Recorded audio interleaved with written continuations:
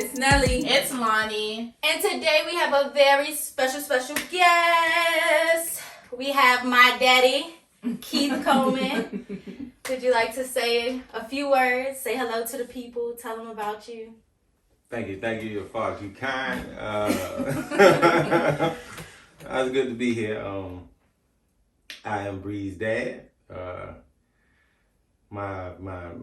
Shoot, I can't really say he's my first child I raised because you and your sister was there, but the first child I actually had. So, that's me. I don't know. Yeah, I don't know what you want to know. What you want to know? Father of 2. So 3. So you, yeah. I know it sounds off because I've adopted so many kids. So I got you, your sister, and your brother. So KJ, Kiara, Brianna. Yes, all 3 raised and raising continuously. So How you missed the K? Yes. Because I'm original. That's a question you can ask me because I named her. So I had her name picked out before she was even thought of. I was like, well, at first it was gonna be Bria, then it was gonna be Brianna. Then I was like, I like Brianna too. So if I name her Brianna, she can have all 3. And then whenever we decide to call her, right, then she's still breezy to me. So. But also, you were set in stone that I was a boy. Yes. I was going to be KJ. Yes. So they didn't find out my gender until I was born. Mm-hmm. Yeah. Yep. Didn't want to know. I was like, well. I said, it's going to be a boy. Because I always looked at it like this. So I always figured like, if I had a boy first, raise him, and then he could always protect his sister. That's the way I always looked at it. So it didn't work out like that. I mean, we talked about it. We actually talked about it in this series about did I ever want an older brother? But yeah, definitely. Mm-hmm. So anywho, we are talking about being a girl dad. That really spiked in popularity very recently, and just the experience of raising a girl as a man. Mm-hmm. So first, just give us a synopsis of what that experience was like. So let's see. So let me give y'all a perception of where I was. So I was 26. Mm-hmm.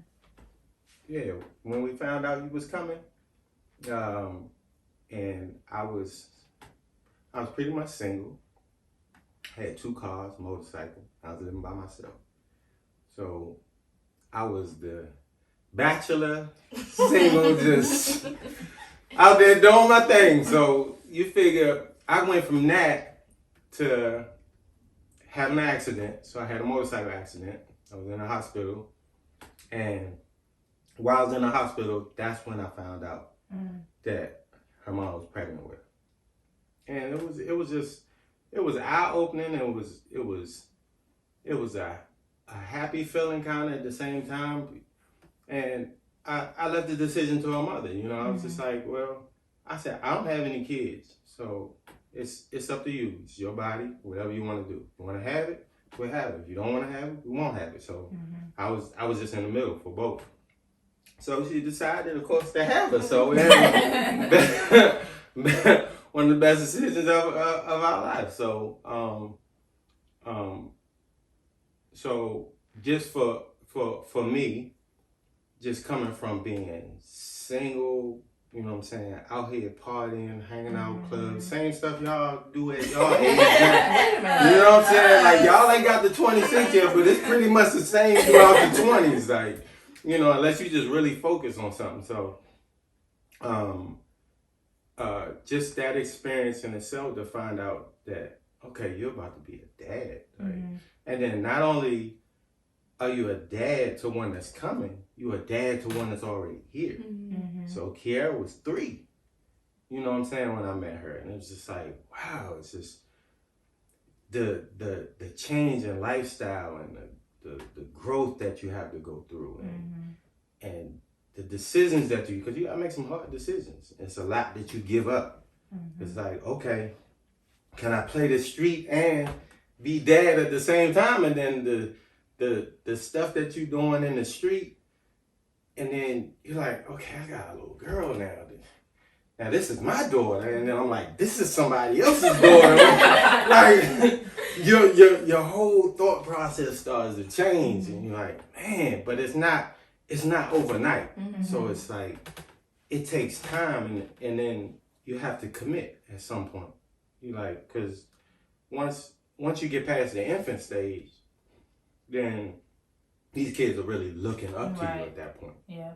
You know, they're really looking at you like you their lead. You are who they're gonna follow. Whatever you say, they take it in. You know, it's like what you say, what you do, where you go, how you carry yourself, like all of that. Kids pay attention. Yeah. So that was like the hardest part. You know what I'm saying? Just giving up a lot, but then on the other side, seeing what you get. Yeah. So when did you first like notice when your mindset changed, like your whole thought process? Like, was there a specific instance when, you know, taking care of Bri and raising her, or just, you know, in general? You have a bunch of those moments. So you have moments where you bounce back and forth. Like, it's some days I could be holding her, you know, and she sleep, and then you just stare at her for like hours. You be like, all right, what you gonna be? You know what I'm saying? What you gonna do? You know, it's like you are a baby is helpless. You know, so it's like everything that you do, you know, you gotta play a big part in the path that they take, and you know, how you gonna discipline, and how you gonna, you know, the opportunities that you're gonna do to change yourself so you can provide them a better opportunity. Like, you start looking at yourself and change and be like, all right, am I the best person that I can be? You know, we were in an apartment when she was born. That wasn't my goal. She was gonna grow up in a house. So at this point, I need to change gears. Right. I need to get a certification for this. I need to, you know, expand myself in my job, and, you know what I'm saying, get promoted. And, you know, you start thinking about stuff like, I want a house now. So, and that's exactly what I did. You know, me having a child was motivation. It was, because I could have stayed kind of in the lifestyle I was in. I was like, well, I want to buy a house. Well, I want all that responsibility. I can pay this $600 rent like it ain't nothing. You know what I'm saying? I got 2 closets. $600 rent. That's what when you was born, I was paying $615 a month. You can't even get a cardboard box. Okay. That was a 2-bedroom apartment. So, I mean, yeah, I'm telling you. That's just crazy to see how much rent has changed. A 1-bedroom running you about 15, 16. Right. That's so when we moved out of there, I was paying $860. That's how much they had gone up. So it was just like still $860. That ain't bad. So then you move out to go get a mortgage that's 2-3 times that much, and then you're like, wow. Then that's a whole nother level of responsibility, and then your grind and your hustle gets harder because you're like, I jumped out there to get this, and ain't nothing gonna make me lose it. You know what I'm saying? So I was by myself then. You know what I'm saying? Just, I mean, the whole time I've been up to in my house to this point, I've been doing it all by myself, and there's a lot of weight. It's a lot of responsibility, and then raising kids along with that, like, it's a commitment. You gotta commit. You gotta dedicate your life. So at 26 years old, 20, I think I bought my house at 31. And if I was smart, I would have bought it 10 years before that. Now, that's a whole nother episode. We could talk about finances and money and you know, stuff you should buy at the age that y'all at now. You know what I'm saying? So this decisions y'all should make. But I think I answered your question though. You did. Okay. I have one follow-up for you too. Okay. So you talked about the hesitancy of like, do I want to grow up at this moment? And I feel like that's something that the Black community talks about often with Black men, young Black men, and having kids young, making that decision. What do you feel like is the thing that's like holding the Black men who don't step up and, you know, take on that role? It could be a lot of factors. So I grew up without my father, so I never got to ask the hard questions like, why. Everybody wants to know why, but it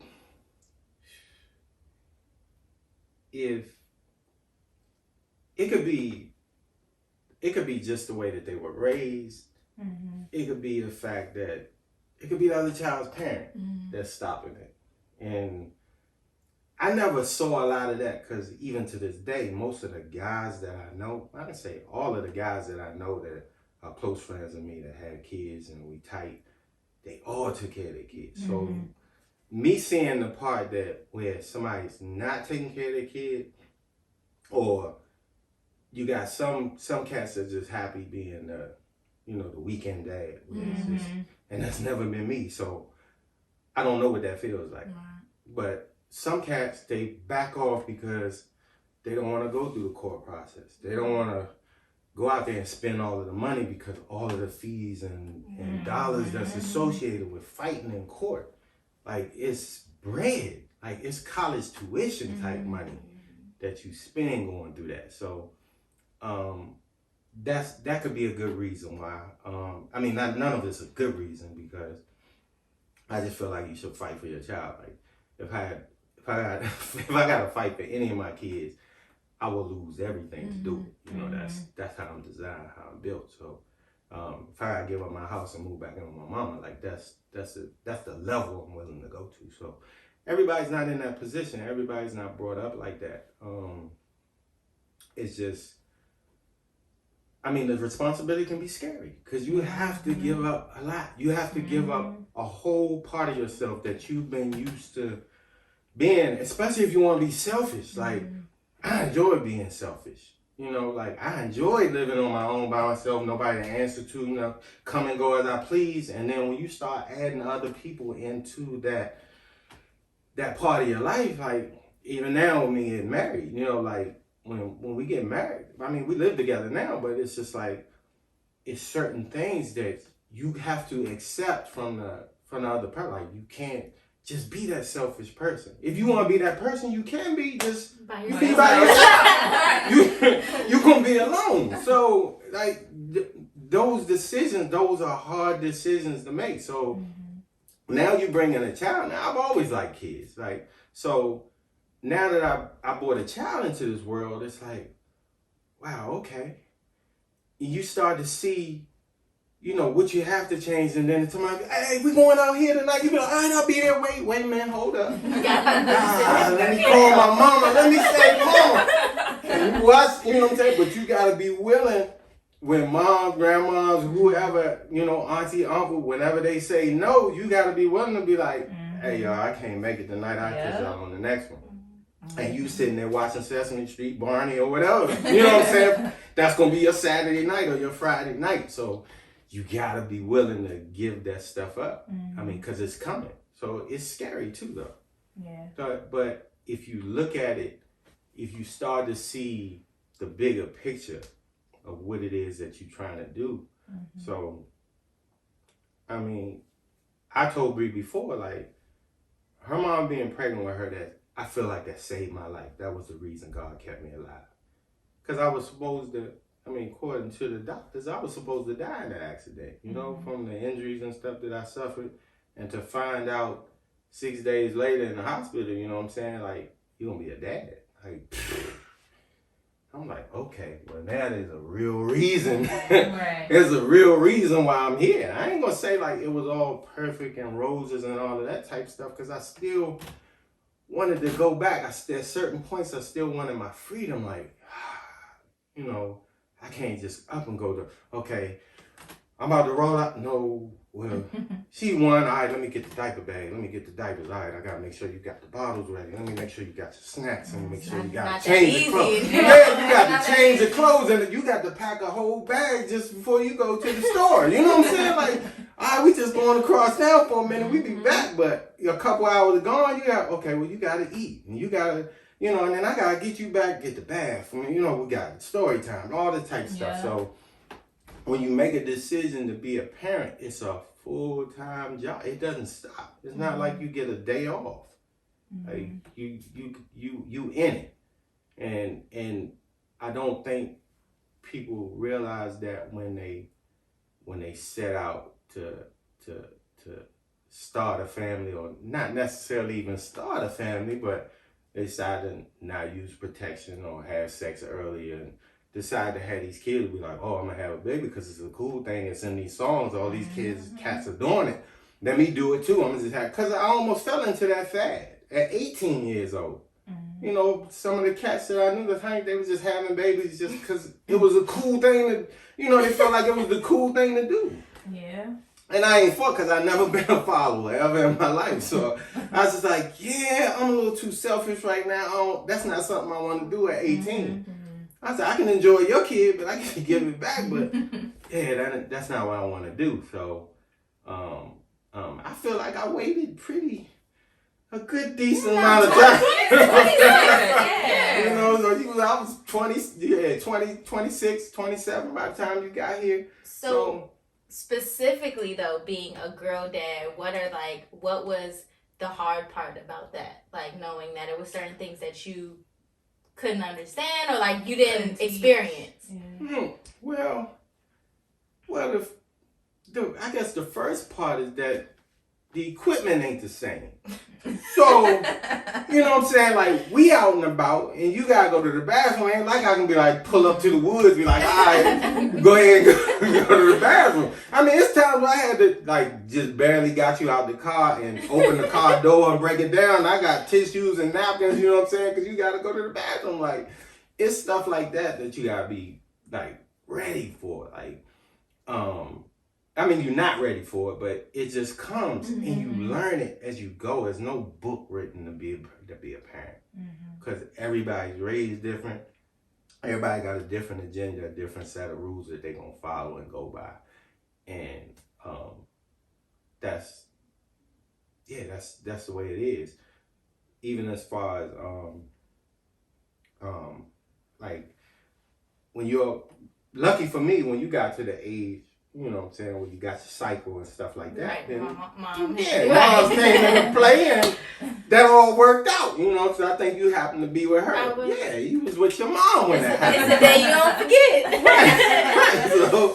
So like, stuff like that, I mean, I was good that I had, you know what I'm saying, that you had that to go to at when that happened. But I was ready for it, you know, like, I understood the process now.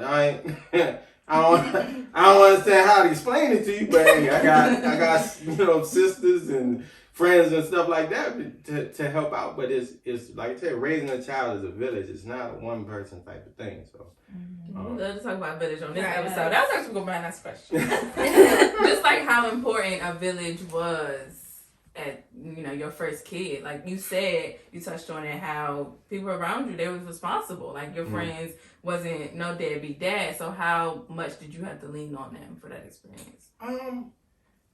Well, most of my leaning was family. See, my family is close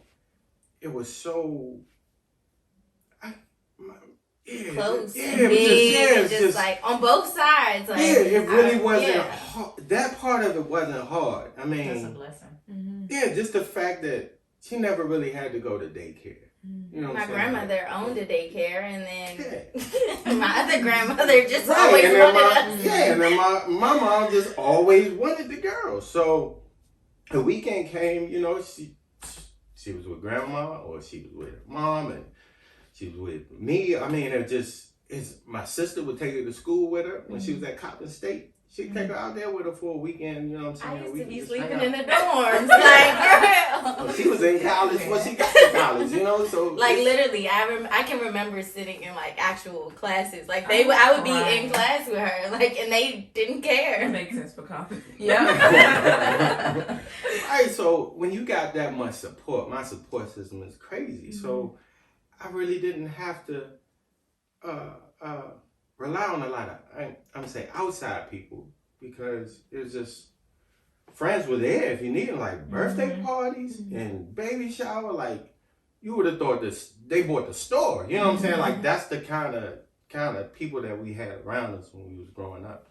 You know, when we was bringing them up. So it made it easy. Like, I mean, it's hard times because, like I said, it depends on how much of the commitment that you want to take on. Because there's a point in their life where I was working 2 jobs. So I was working night and day. So that's what I said, when it changes your grind and your hustle, it's just like you gotta commit somewhere. And some dads do it, some dads don't. Some people like the break. You know what I'm saying? Like, okay, well, I get my child every other weekend, and then that turns into that's the fun house. Yeah. So so I get to go with dad on the weekend, I'll go with mom on the weekend, and that's the fun time, because it's like at that point you're only there for 3 days, so they doing everything that they can do in those 3 days. You be like, oh, I had so much fun over there. And that's when you get kids to be like, oh, I want to go live with my mom, I want to go live with my daddy, da da da. And then you be like, okay, you think it's fun, but go over there for a week or 2 weeks at a time, and then you be begging to come home. You know, so it's all the level of commitment that you want to give to being a parent. So unfortunately, it always comes down to it's portrayed that the dads, you know what I'm saying, don't want the kids, or you know, or they want more time. Some of them just don't know how to go about it. So, and I'm real vocal about, you know what I'm saying, being a dad and this, that, and that. And that could be a whole nother episode. and court and all of that type stuff, and just fighting for your kid, because that's something that dads need to hear, that feel like it ain't no way out, or that they're locked down. See, the best thing that I've always had going for me with my kids is that I've been there from day zero. So there's never anything anybody could say bad or wrong, or I've been there from day zero. And when a lot of cats, they decide that they want to be in their child's life, it's usually because they've been hit with some kind of child support papers or something like that. You know, and then they want to kick in the gear with, no, I'm not going to be paying this money, I just want my child, blah, blah, blah. By then it's too late. You done came at it at the wrong angle. And then your child, you talk about your child 3, 4, 5 years old, and you ain't done nothing for them all this time, but now that you getting hit and you gotta pay for them now. Now you want to retaliate on the other side and try, and that I hate those situations, because like now you're doing it just because you want to keep a buck in your pocket. Like no. Like I said, a whole nother episode. But back to the I think I answered this question, right? And then, so, like, you thought you were having a boy at first. Yes, I did. So, I'm sure you had, like, basketball and football. Like, I'm sure you was ready for all of that and thinking about that. So, how was that transitioning from your thoughts of basketball and football? And I did a lot, but, like, to cheerleading and dance recitals and gymnastics. Like, what was that like? And I will say, as a disclaimer, he was there through it all. So I'm just now finding out if it was enjoyable or not, or what that was like. See, again, you have to look at it as I hadn't been a parent. So I used to always say, like, yeah, I wanted a boy, but it didn't matter which one I had first. I had the process of the proper thought process. Okay, have a boy first. Always had that older brother. Whoever come through here, they gotta worry about your older brother. You know what I'm saying? Like, it's gonna be a problem when they get to the, they ain't gonna have to get to me yet. I was like, they gotta get past your brother. So that was always the thought. But then I was always gonna do whatever activity that you wanted to do. Like, you started with golf. Like, that was a sport that could have went either way. Like, boys play and girls play. It wasn't girly girl, it wasn't boy boy. It was like, okay, I can get her in golf. That's probably the only thing that I wish that I had made you do. Like no, because as a parent, you got that option. You can make a child do something. But that's just one I wish I had stuck with and been like, you know what I'm saying, just give me 1 more year of that. Or give me 2 more years of that. You still don't feel, because she was good at it. And it wasn't like, you know, you see certain things, you see the eye contact with the ball and all that type of stuff. You just, you know, I play baseball, so you start to see stuff like that. And And the tournament that they had, I was like, she was good, and I still got it on video somewhere. So, so stuff like that, and then all of the other stuff was brand new because it hadn't been no girl that I had to go through all of that stuff with. So you were the only child I had to do that with. So you still taught you how to ride a bike, still. You know, the gymnastics and the cheerleading, like you said, like all of that stuff. Swimming, I would have had you in swimming or track. I wasn't so happy about it. I was just, I was like, you just said you wanted to do track, and your mom, I was like, all right, fine, that's what you want to do. I'll be here. I watched, like, I didn't like it though. I mean, them all-day track meets. It taught me that I hate to run. Yeah. Did I tell you that? I hate to run. I'll do anything else. Yeah, and that's all they got out of me. One season, I was like, I was praying for it to be too hot to practice. Like, because once you start something, you have to finish it. Like, it's no going back. Yeah, I wouldn't let her quit. No. Well, yeah, once you was locked in, you was locked in for that season. And that means I was locked in too. Mm-hmm. So, you know, my every Saturday was giving up. You know what I'm saying? I get my every Saturday sitting out there for 6-8 hours. You know what I'm saying? Waiting for somebody to run. I was like, this isn't even that fast. But that's my you know what I'm saying? That's my baby. You know what I gotta. I know, like, growing up, like, even if me and my dad had differences, like, no one can take that from him. Mm-hmm. He's a good dad. Like, he's 100 proof in what he does as a dad.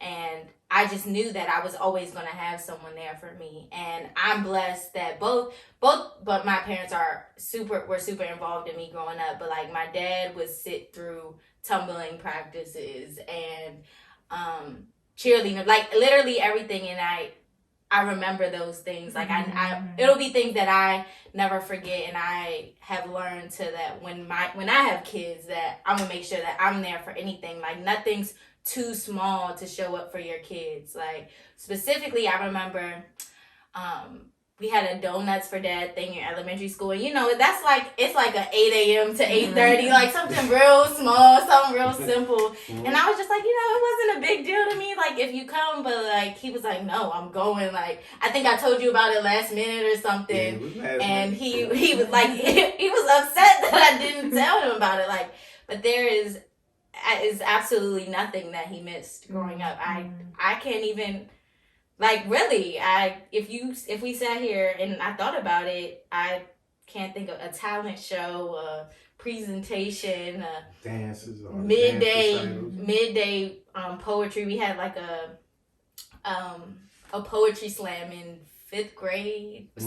I was at Marlton, and it was like at 12 o'clock in the middle of the day, and he was there. Like it's like those little things that I feel like kids in general really remember, and those are the things that we appreciate once we get older. Like in the moment, you're just like, that's what you're supposed to do, and you don't realize that a lot of people don't have that. It's the little things that matter most of the time, not really the big thing. And it's definitely something you can take for granted easily. Like not even just my dad, like our family in general, like shows up for a lot of stuff. Like I remember KJ's first swim class, we was in there like 10 deep. Like he was a couple months, and we were like, y'all all go to his swim class. Yeah, we gonna show up for swim class. It wasn't no swim tournament, nothing. It was just like a weekday 6 p.m. class on a Wednesday. Like, and we was all there. So I just think that that's just one of like the biggest blessings that I've experienced is just having parents and a dad and family that are just like show up when I need them. Yeah, that's such a blessing. Yeah. So I guess to close out the episode, what is one thing that you instilled in your children, or still instill in your children, that you learned growing up from your family? And what's one thing that you think you could have done better? Yes. I was saying, because I have another question. I wish y'all had gave me a preview before we go.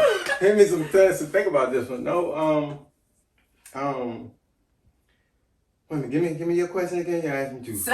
So what is one thing that you instill in your children, or still continue to instill in your children, that you learned? Well, okay. Well, I can tell you one. Always be respectful. Pay people you owe. Ooh, that is grandma through and through. That's what she asked. What That's what I I'm saying. Pay BBO. Always had good credit. Don't loan out no money that you can't afford to lose. And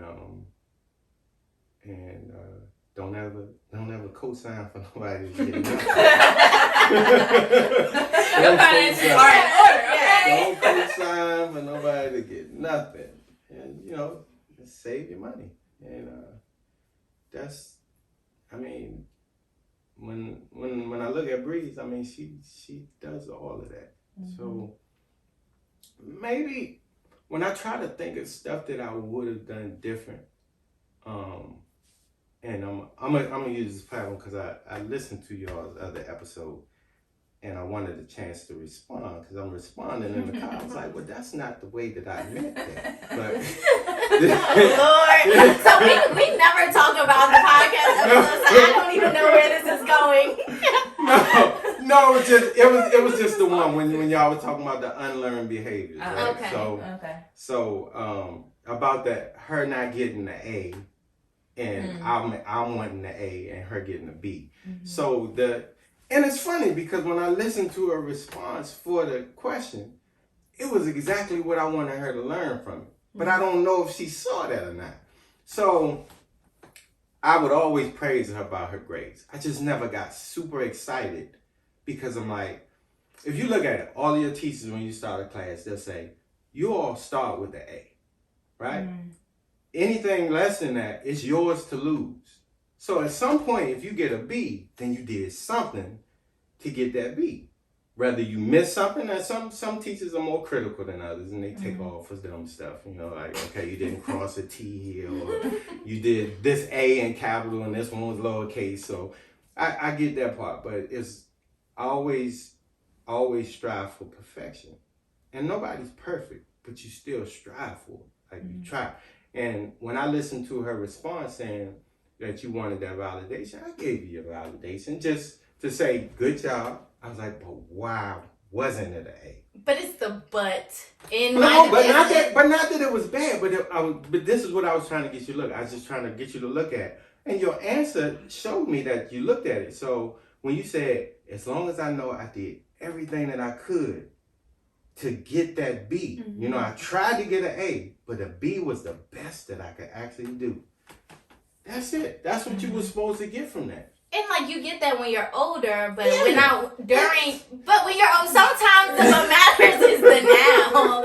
And like for me, it was just like that could have been a separate conversation. So like it could have been, instead of the but, it could have been okay, great job, the report card's good, we're good. And then we revisit it later. But to put it all in one sentence, it's almost like I'm sorry, but like if somebody says I'm sorry, but it takes away from your sorry. It does. So that's what that experience was. It's like, okay, good job, but not really good job almost. And I will attest to that too, because when it comes to grades in like school, we're very similar in that aspect because my mom was like that. Like, if I didn't make an A or a B, it's like, well, why didn't you? Like, why didn't you get an A on this paper? Like, I know you're smart. I know you're intelligent. I know you can do better, but why didn't you? And I guess for me, it would have been, like, helpful, like, to say, okay, you got a B. I know you can do better, so let's try again for an A the next time. But I know this was your best. Right. So as long as you're doing your best and doing what you need to do, because I wasn't a bad kid. Right. I wasn't like out in these streets like partying, doing stuff that I wasn't supposed to be doing. I was going to school, doing my work, doing what I needed to do, dancing, doing extracurricular activities. But I do get it from a parent perspective because you always want best for your child. Right. And you want, especially in the Black community too, we have to work 10 times harder than anybody else. So my mom was always that person where she went to school, she graduated from Bowie State University, she went straight into the government, she retired from the government, so she always wanted me to get to like that space where she was. So I can relate to both sides. But she, like I said, she got it, and it may not have been the best method. But again, to my defense, first time, never did it, wrote my own book.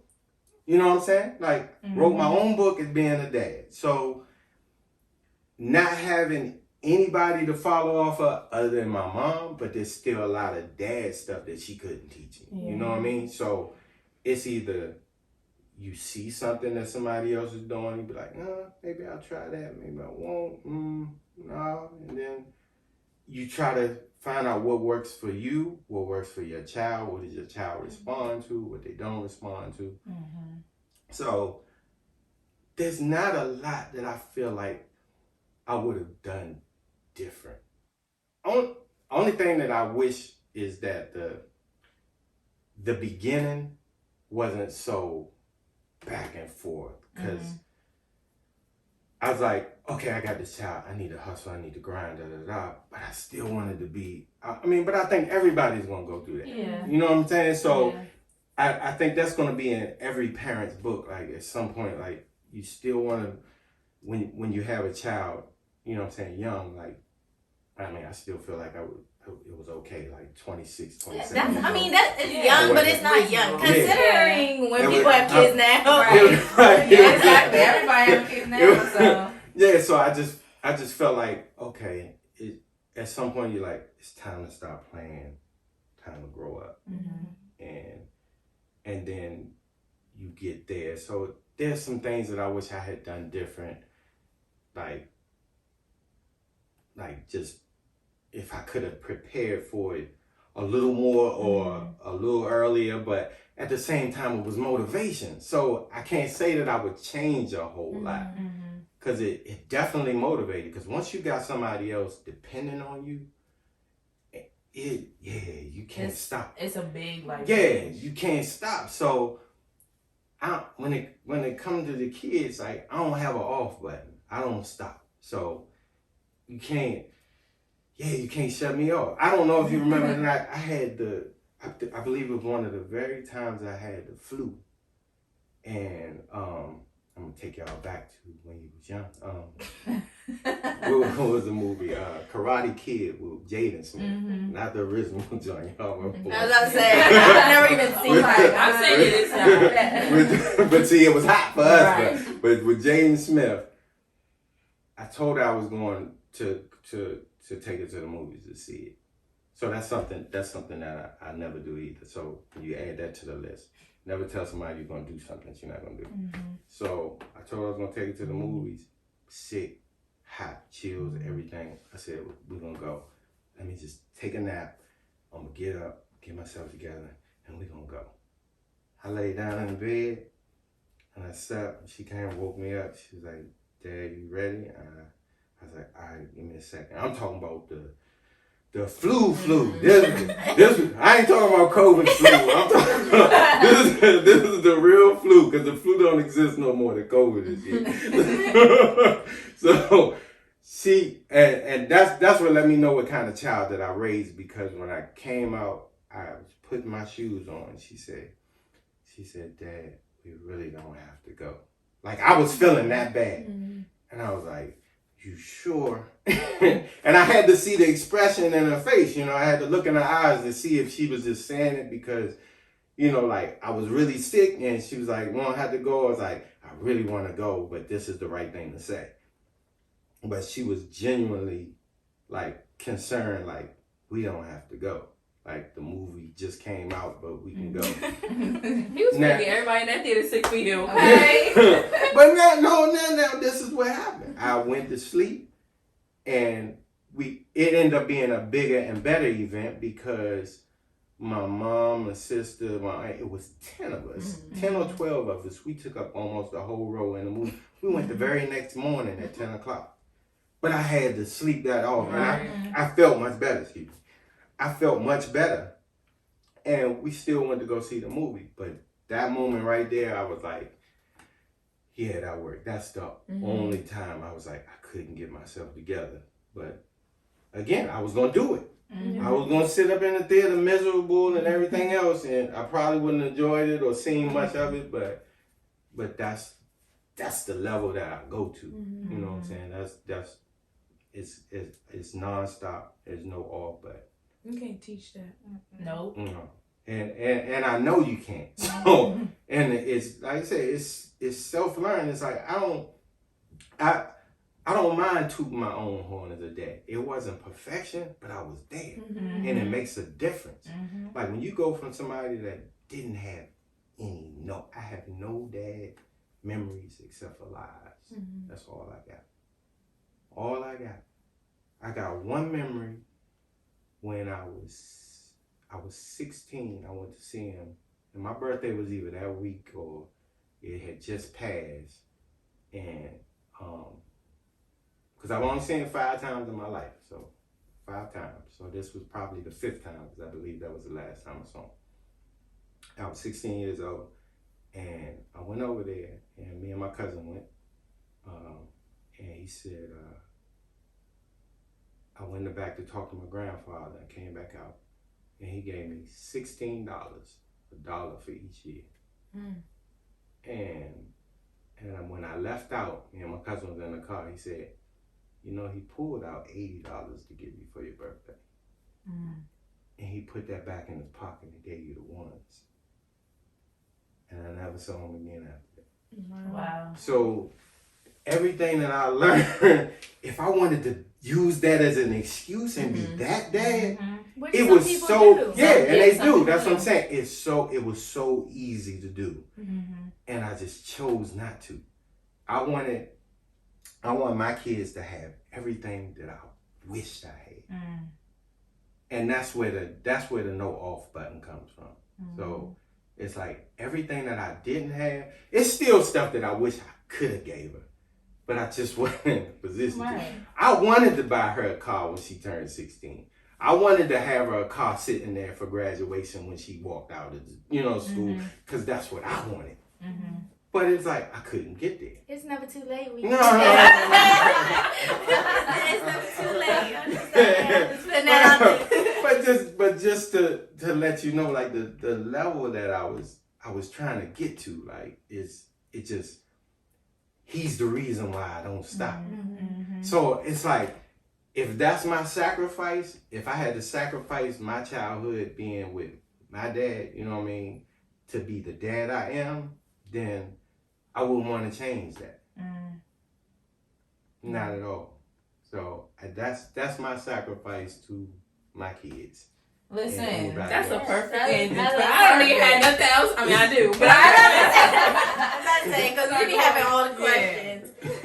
Is there anything that you want to say to the people? Any shout outs? This your time Oh, to man. shine.